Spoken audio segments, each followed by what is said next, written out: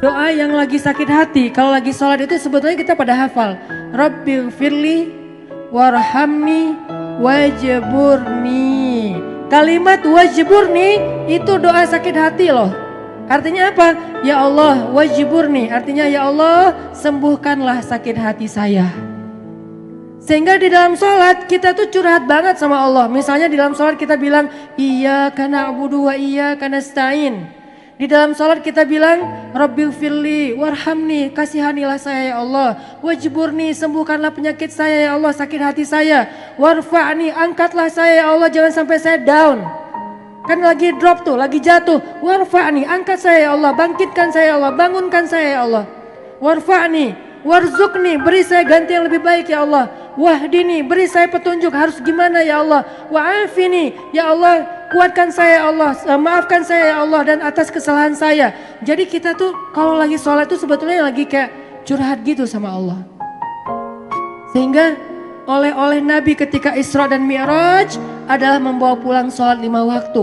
Dan sholat 5 waktu itulah Isra Mi'rajnya umat Nabi Muhammad Sallallahu Alaihi Wasallam. Itu poin pertama teman-teman.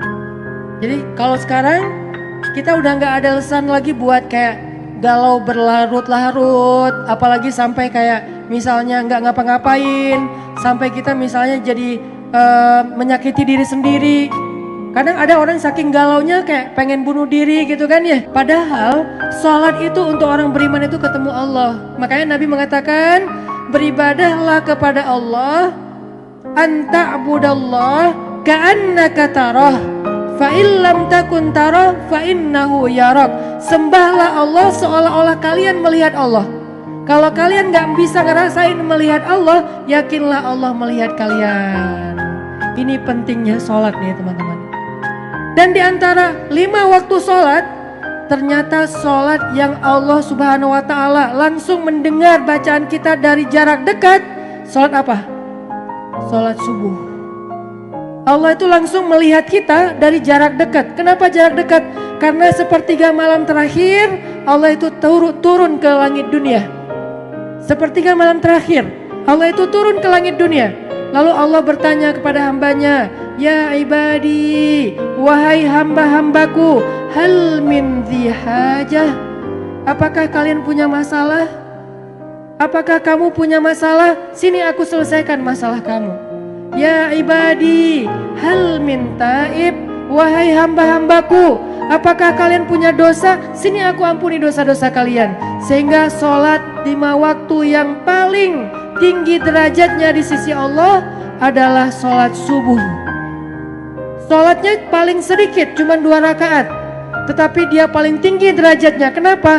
Karena sholat subuh inilah sholat ketika Allah Subhanahu wa ta'ala mendengar curhat kita dari jarak paling dekat. Jadi siapapun yang punya masalah, maka solusinya adalah sholat subuh.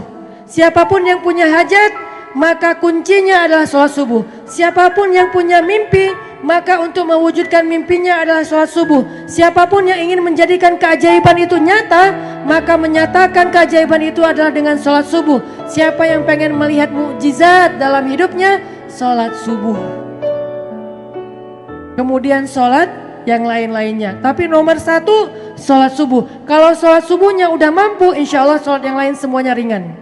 Ini pentingnya sholat sebagai oleh-oleh Isra dan Mi'raj. Ista'inu bis sabri was sholat.